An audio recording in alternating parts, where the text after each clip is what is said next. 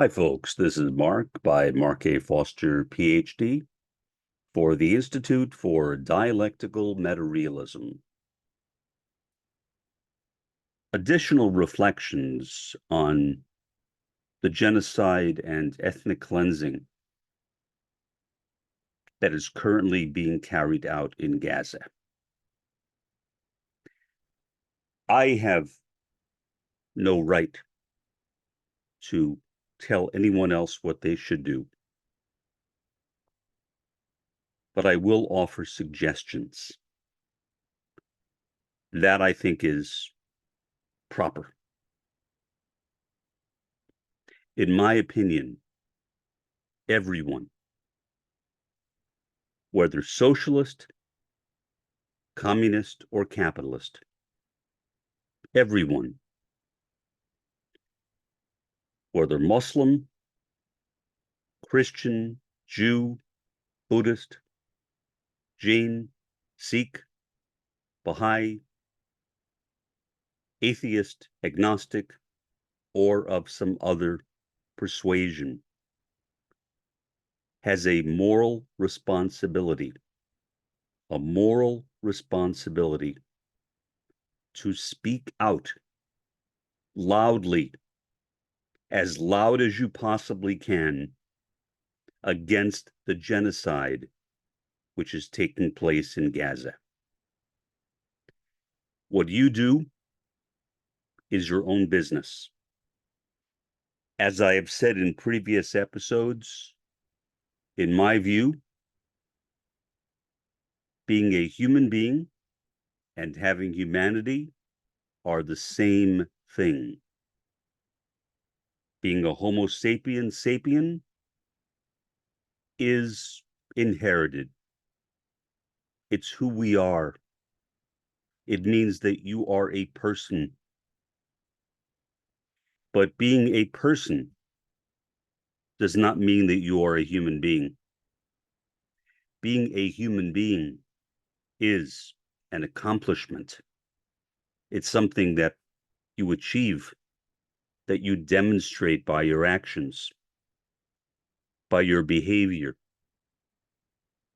and indeed by your moral standards. Morality, once again, and I say this as a critical realist, a part of my sociological perspective, the center of my sociological perspective, in fact,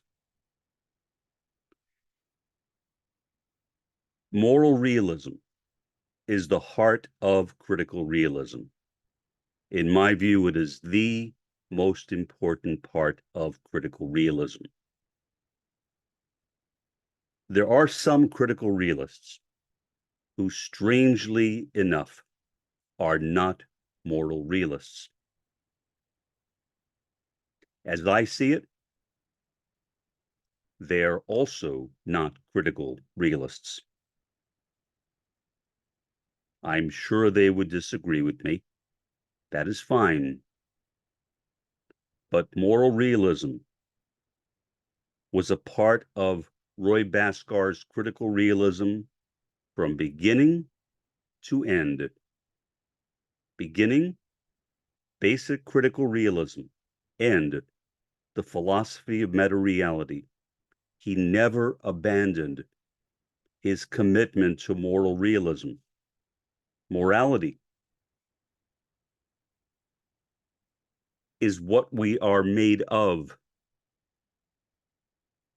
We are moral beings. Everything in the universe is moral. The universe itself is moral. It is made of a moral fabric,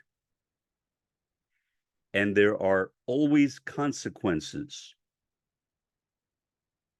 whether predictable or not, for going against that moral fabric, for breaking it, for splitting it, for tearing it.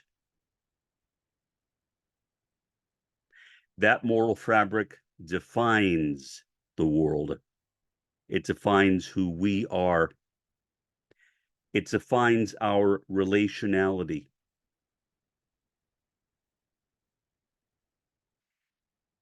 It makes us people who care,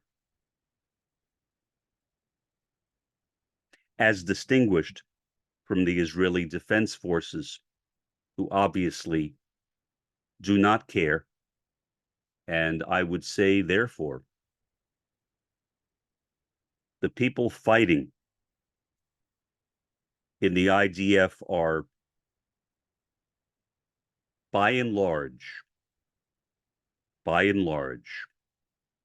not human beings. I don't want to make an overgeneralization. I assume that there are exceptions, but I can't conceive of any. But I want to keep it open. 80% of Israelis support the genocide in Gaza. 80%. I can't remember in my own country, the United States, when that high a percentage of people agreed on anything. The fact that 80% of Israelis support a genocide delegitimizes the state of Israel. How can someone who does not support the terrorist campaign and who is an Israeli remain in that place? How? That is not for me to say, but I cannot conceive of it. I don't care why they are there, what industry they work in, how much their family may depend upon their earnings. They should not be in that place. I sometimes think that may apply to me too. And if so, I am ignoring it. And so I may be as guilty as those Israelis who are remaining in Israel. Maybe I am. And if so, all I can do is beg God to forgive me. Because if so, I do not deserve to live. If so, I am not a human being.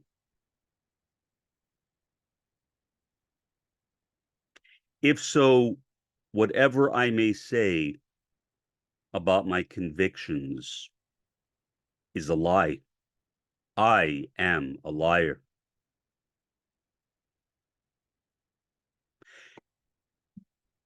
I have always valued truth.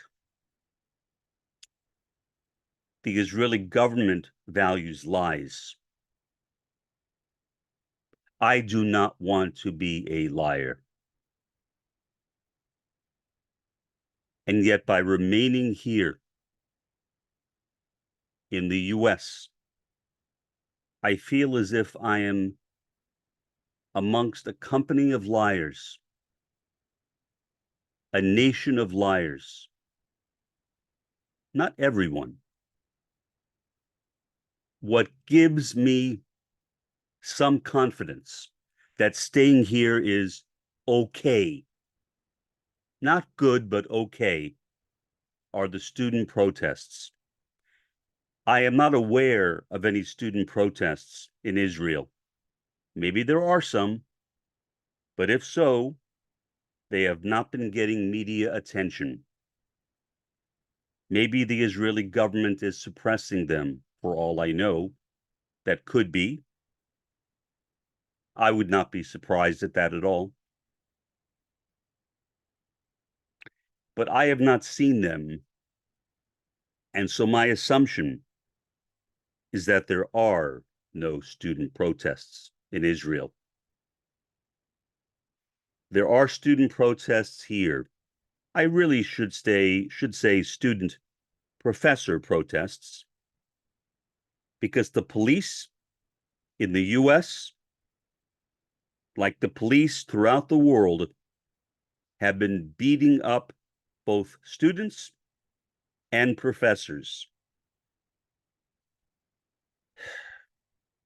Jill Stein, a presidential candidate,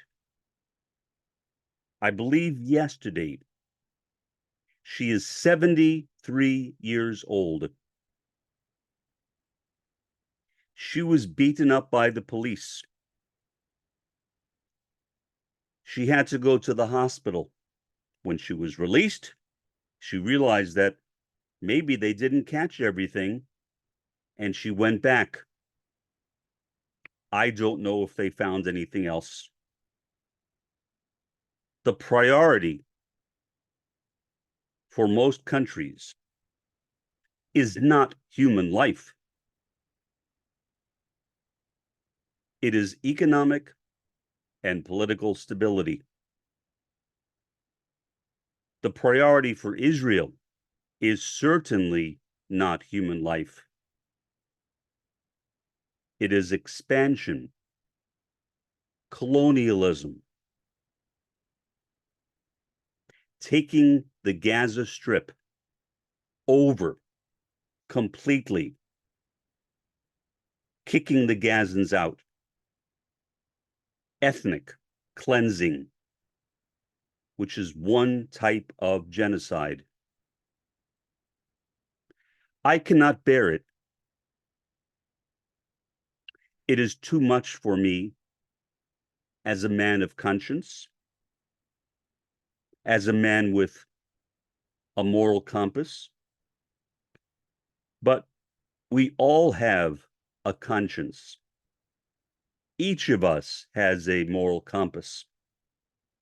If we are unaware of it, that's because we are suppressing it. But it's there. It is there. If you want, you can discover it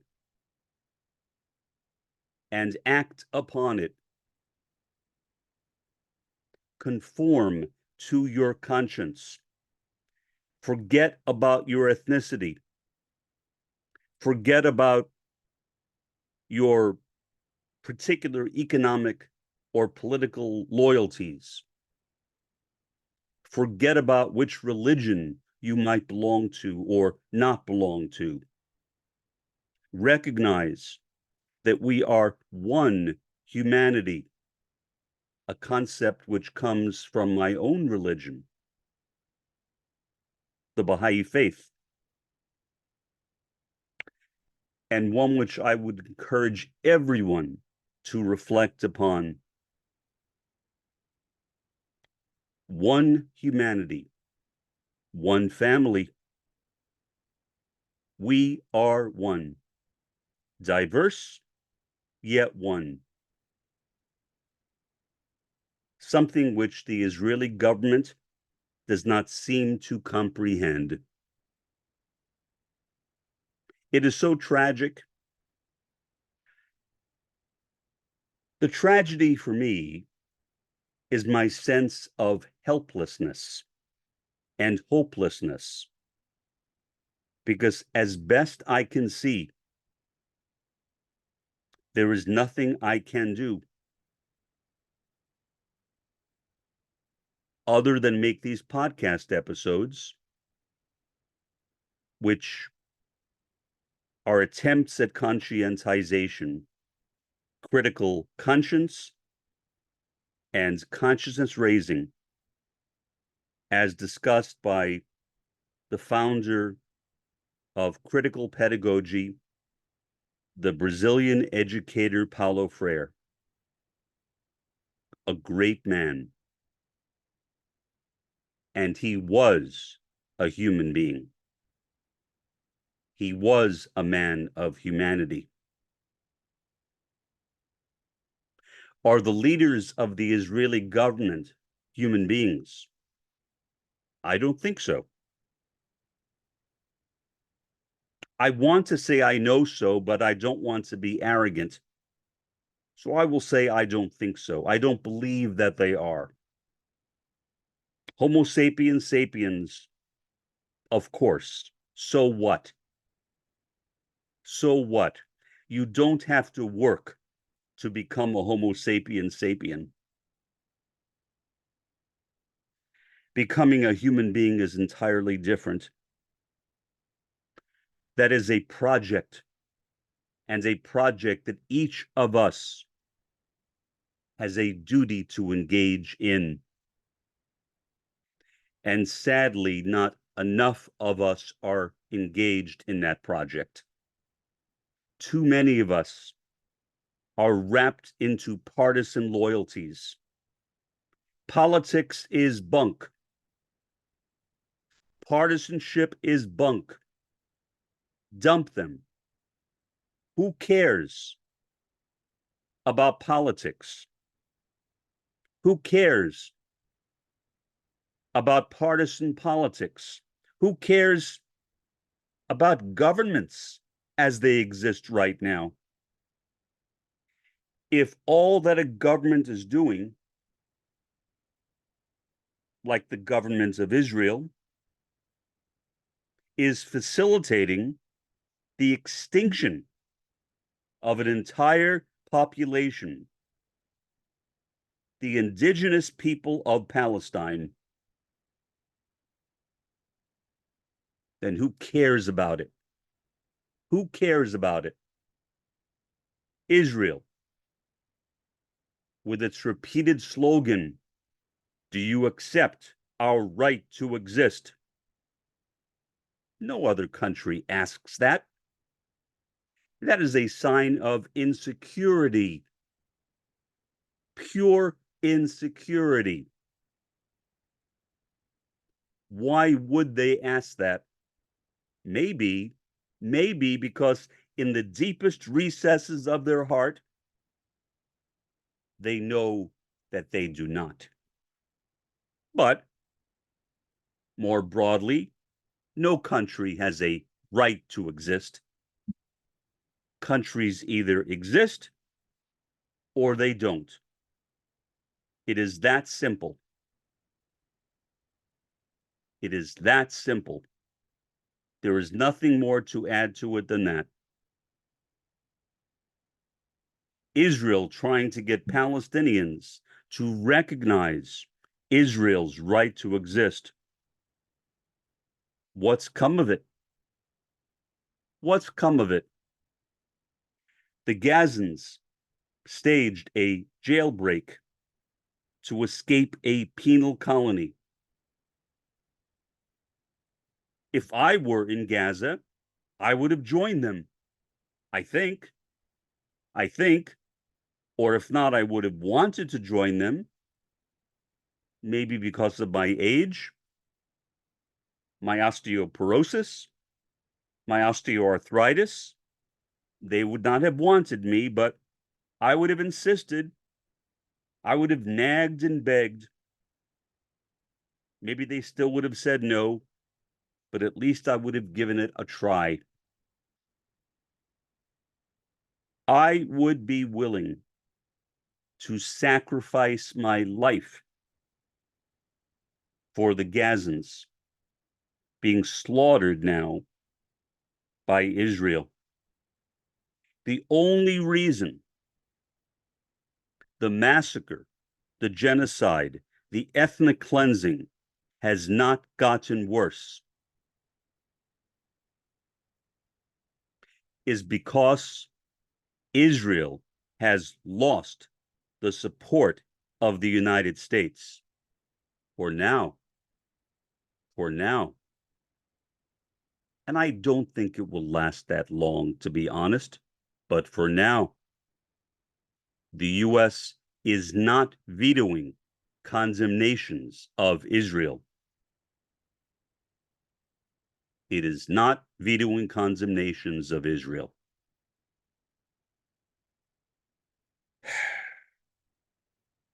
Israel should be condemned by all people, no matter who we are, no matter where we come from, no matter how old we are, no matter our race, our ethnicity, our gender.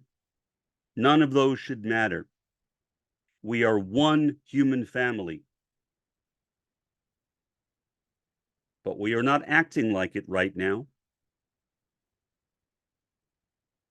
My sister has friends who are Zionists.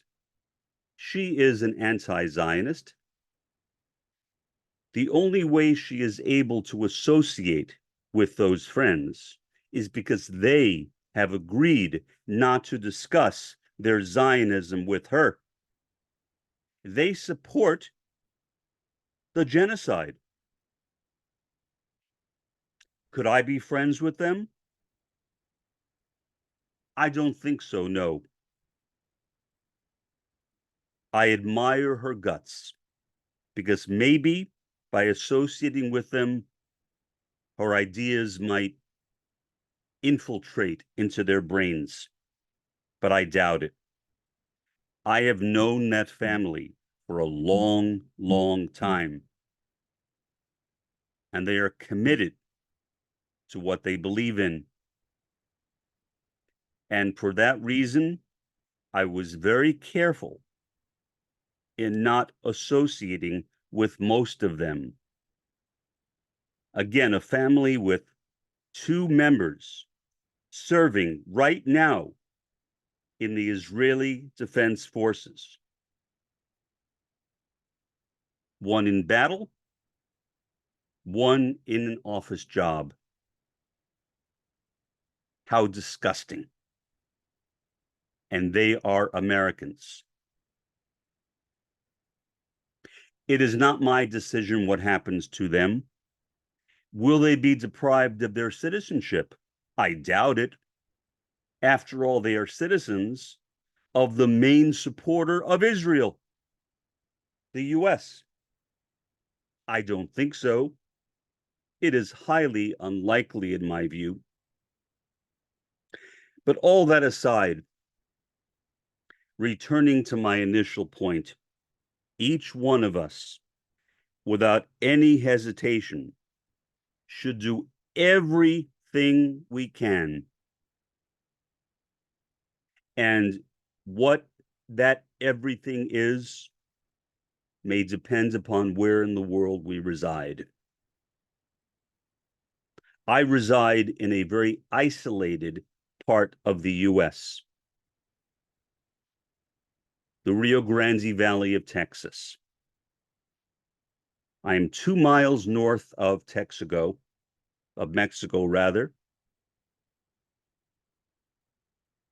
in the warmest county in the state of Texas, on the same latitude as Miami, Florida. Here, there is very little that I can do. Most poor people here in the Rio Grande Valley only speak Spanish. I do not speak Spanish. Other people do speak English, if broken English.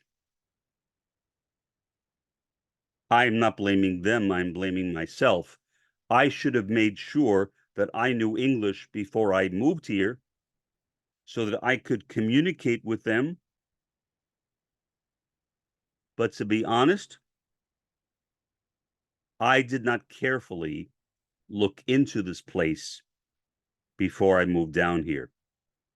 I simply assumed that everyone spoke English. That is not true. That is not true. Right here in my condo complex, we have at least 30 families who speak no English at all.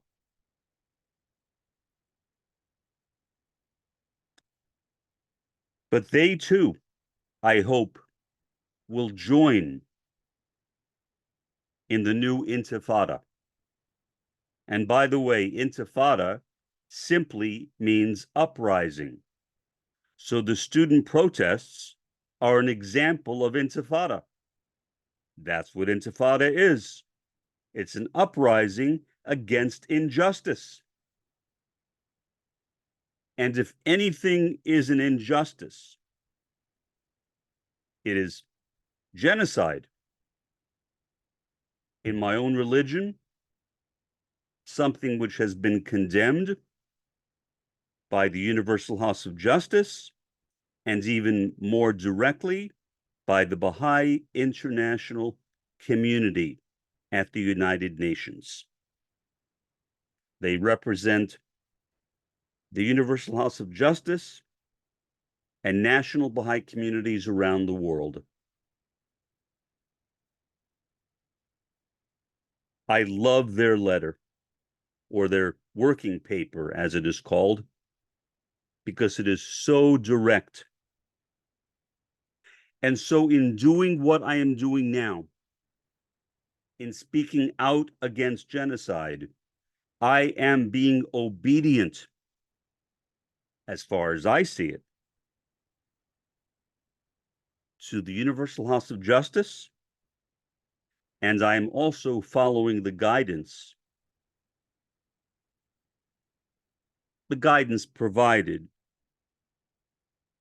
by the Baha'i International Community, the BIC office in New York. I'm doing the best I can. The best I can.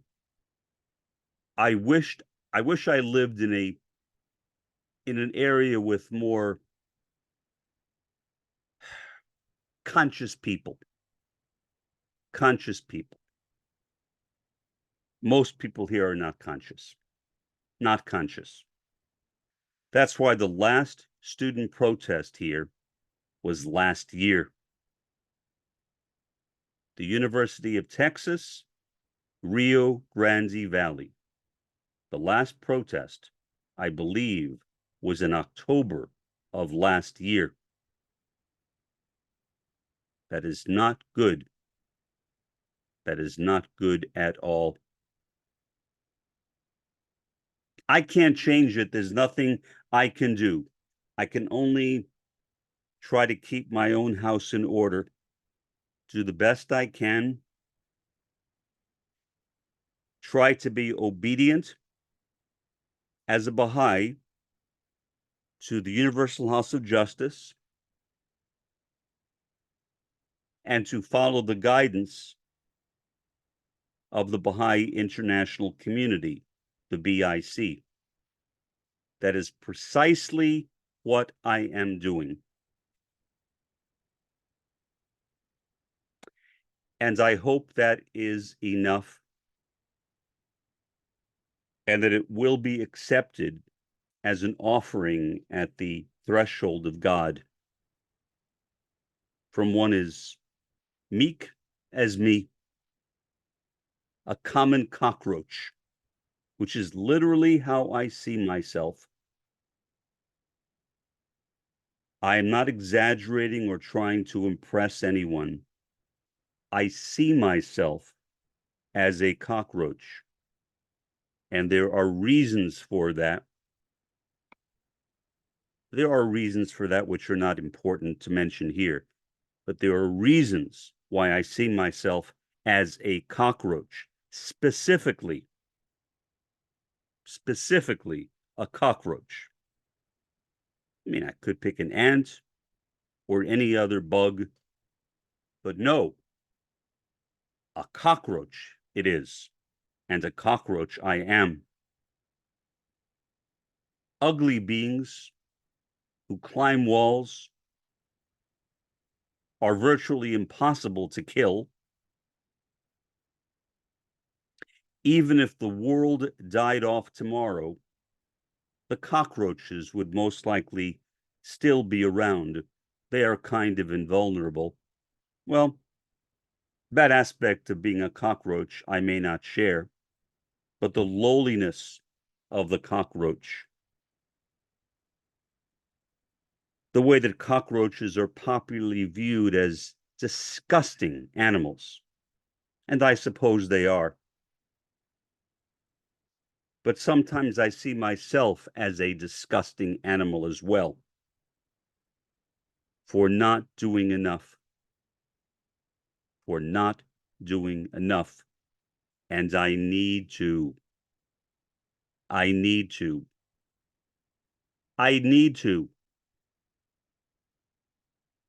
Whether it's because I am a member of the Baha'i faith, something I only recently began discussing in this podcast, or because I am a Marxist sociologist. Either way, I have a duty to speak out. So I am doing that now as best I can. I was going to sleep and I got out of bed to make this episode because I felt it was so important. So important. But I say what I'm saying right now. Sometimes I realize I am not always that eloquent. Sometimes when I'm speaking, I slide back into my old autistic type of behavior, which is not very pleasant. Occasionally, I will delete those episodes. But sometimes, if I like the content, I will not. There is one recent podcast on Horia where I behave very much like I did as a child autistic. But I'm keeping it there because I like what I'm saying there and it expresses my heart. We must all look into our hearts, become like heart surgeons to ourselves, inspect our hearts, and let our hearts flow outward, not inward, but outward, until our hearts cover the entire area of Palestine. The entire area of Palestine, without exception. For the time being, this has been Mark by Mark A. Foster, Ph.D., for the Institute for Dialectical Meta-Realism. Have a pleasant day or night, and an even better day tomorrow.